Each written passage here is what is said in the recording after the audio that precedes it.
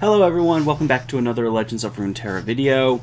Today we are looking at the new spoiled cards, which appear to be support for Ahri, as you can clearly tell from the Ahri in the bottom right hand corner of the image. So without further ado, let's go ahead and get into reviewing these cards and speculate as to how good they are. First card, we got a 1-mana 2/1 elusive for my Mono Ionia with Nexus Strike Recall Me. This is the card that we saw in the Rumble video, I believe. And so this one had a bit of time to think about. I really like this card. The recall archetype could use a bit more. There's cards that say, you know, if you recall a unit, you do something. But for the most part, I like this. As nothing, even if it's nothing more than 1 mana, get 2 damage in on your opponent. You know, you play it for 1, you swing, you hit them for 2, it bounces back to your hand. Now that means you can't use it to block with, but I don't think that that's a major downside, to be honest. I think that just getting the 2 chip damage in every other turn is worth it. And it's only 1 mana, so no biggie. Besides that, you know, I really don't see a major use for this other than maybe in some Kennen deck because for his level up condition, but honestly in those decks I'd say it's better just to play Kennen and recall Kennen over and over. But that's just me. Second card we got is a 3-mana 3/2. When I'm summoned, give me +1 attack and elusive this round. So it's 3 mana for a 4/2 elusive, temporarily. It's like the elusive Yordle creature, the 2/1 for 1. I don't, a 4/2 elusive for 3. That then becomes a 3/2 vanilla. I don't think it's bad per se. In the right deck, it definitely could be. I could see this card being used in something just mass aggro, like a blitz down strategy. It could actually be a pretty good finisher because 4 elusive damage for 3 mana is really good. I could see this being put into certain decks, like a Zed Poppy. I could actually see this card being put into. I just have a hard time thinking that it's gonna become a staple. It's not, I don't think.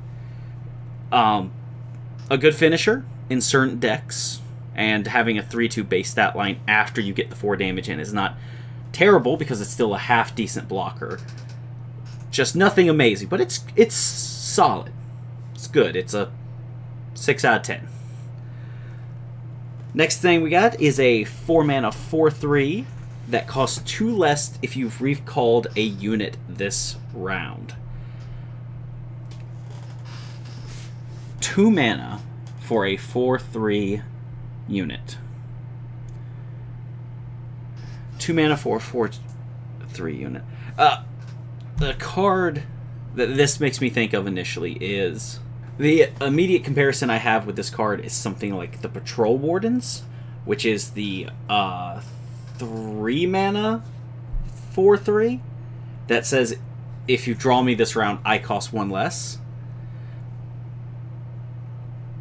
And that one I just think is, like, that's the best comparison. They have the same stats, but I just don't think that this is quite good enough. It's just a stat stick with a conditional reduction in cost, and I'm just kind of underwhelmed with it. So, I mean, the cards so far are okay, but just nothing's really grabbing me. But let's take a look. We got a Landmark, Godwillow Seedling, 3 mana, play, recall an ally to summon an ephemeral copy of it. Countdown 2, summon another ephemeral copy of it.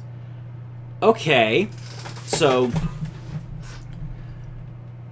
initial thoughts here with this card is if you played it on 3, you're not going to get a whole lot out of it because there's not many units you could reliably use this on. Though, I do suppose you could use it on Kennen. Turn 1, you play a Kennen, you get a Mark of the Storm, you use it. Turn 2, it doesn't matter. But we're looking at turn 3, your Kennen's still on the field. You play Godwillow Seedling. Bounce Kinnan back to your hand. You get an ephemeral copy of Kinnan, which gives you another Mark of the Storm, which you can then use to stun and deal 2 to the first unit you marked, and then the Kinnan's back in your hand to be played again on the next turn, and the turn after that, when it's your attack turn again, this triggers its countdown. You get your third Kinnan. Yeah, I could actually see this being quite useful in a Kinnan deck. Like, Kinnan is the go-to unit, I would think, to use it on turn 3 if you wanted to play it on curve. But it's not a terrible tech card in general. Yes, you have to recall the unit, and that can, not the best situation. But you could also use this into units that have a large amount of attack, low health. Something like the... I'm just blanking on the name. The Noxus card, the 5/1 with Challenger. Turn 2, you play that. Your opponent passes, it's your attacking turn. You can play this and bounce it back to your hand to get another copy of it. You swing, and you trade, and you don't care because you lost the ephemeral copy. Your opponent, you pass, and you don't even have to replay it, because in 2 turns, when you have the attack token again, you'll get another 5/1 Challenger that you can swing with again. I like the implications of this a lot. Nothing's jumping out that's like some crazy synergy, though Ahri has not been released yet. I'm sure that she will synergize with recall support. But as just a standalone card, it's not as one-note as I initially thought. Like, my initial thoughts were like, it has to be used with Kinnan, and that's about it. There are niche situations where this is just good value, especially for a way to get 2 champions on the field if you somehow have some attack synergies with them. Some champions just have abilities that are just better when you have 2 of them on the field at the same time, and this, with its countdown effect, would allow you to do that. Moving on, we have Memory's Cloak, which is a 3-mana fast spell. Pick an ally being targeted by an enemy fast spell, slow spell, or skill with only 1 target, and stop them. Okay, so it's 1 mana less than Deny, and it doesn't work on everything, but it works on just about any kind of spot removal. Like things that come to mind: Vengeance, Grasp of the Undying. What else is there that's fast? I mean, Thermogenic Beam, it would stop. And as for skills, I don't know a lot of skills it would actually work on.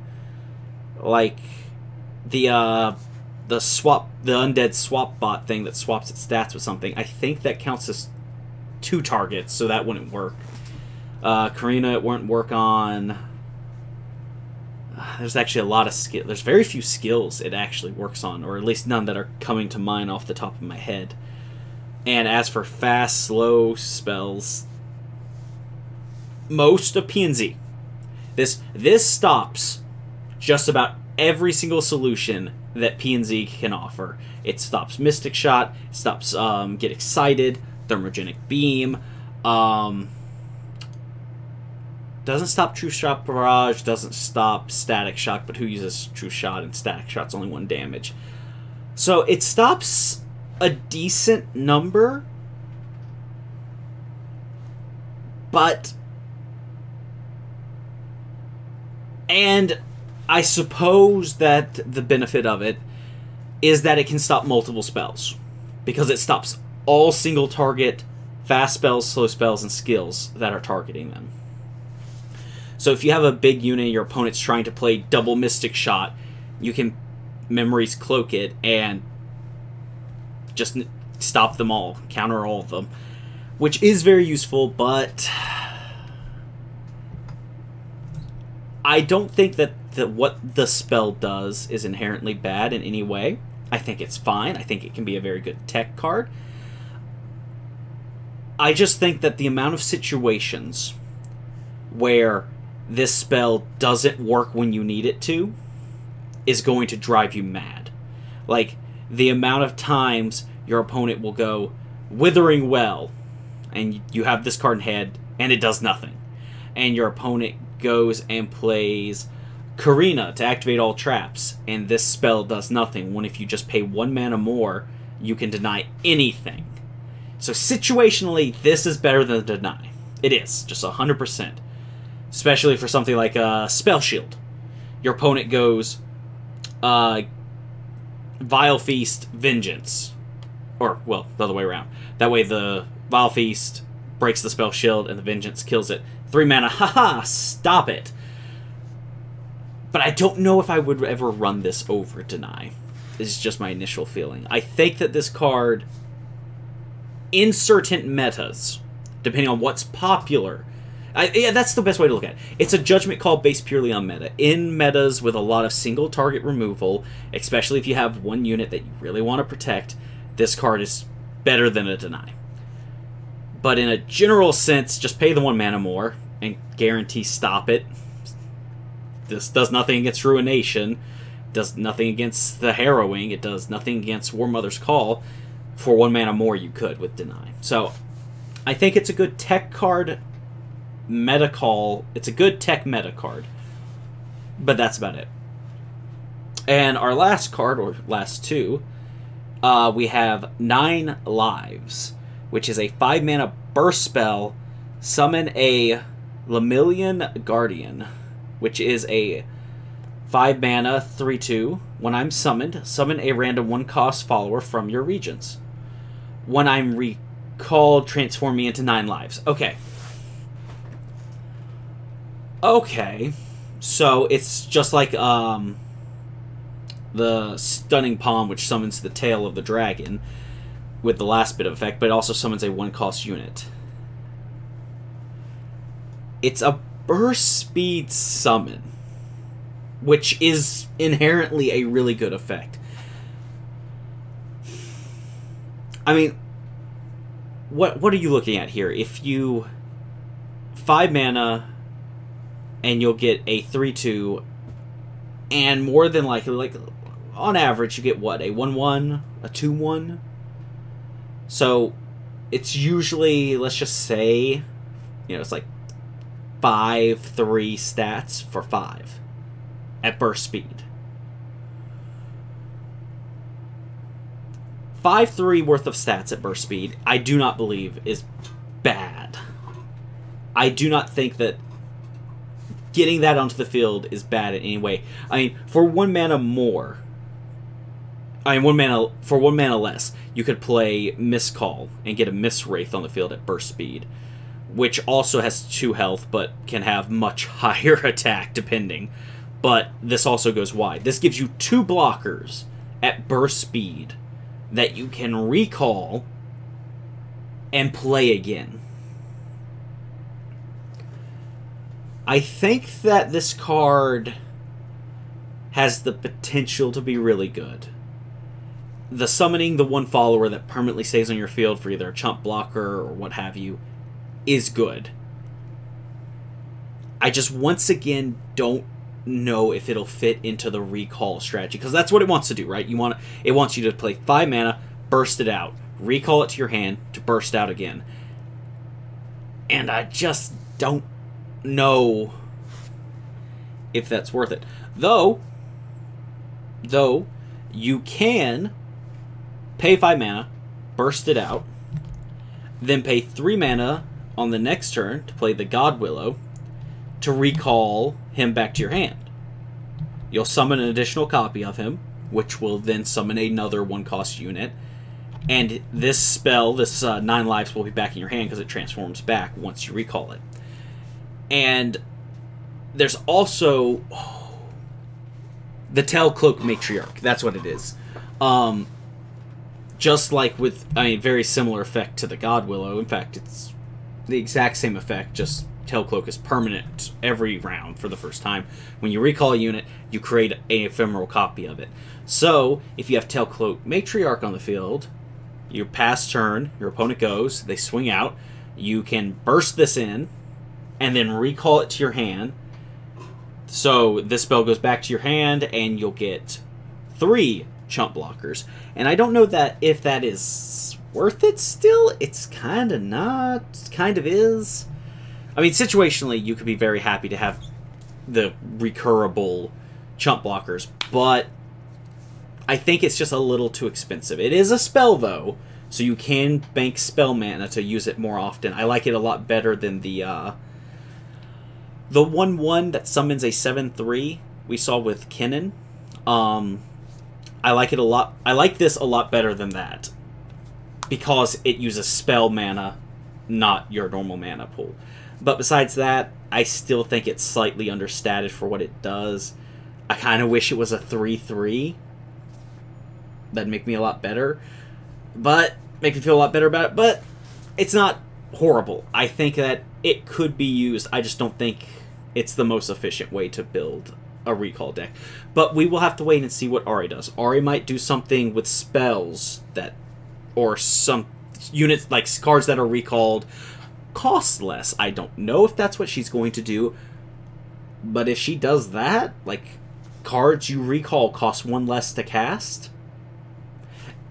Okay, I am in no way saying that I actually think that that's what Ahri does, but if that's what she does, this card would be really good.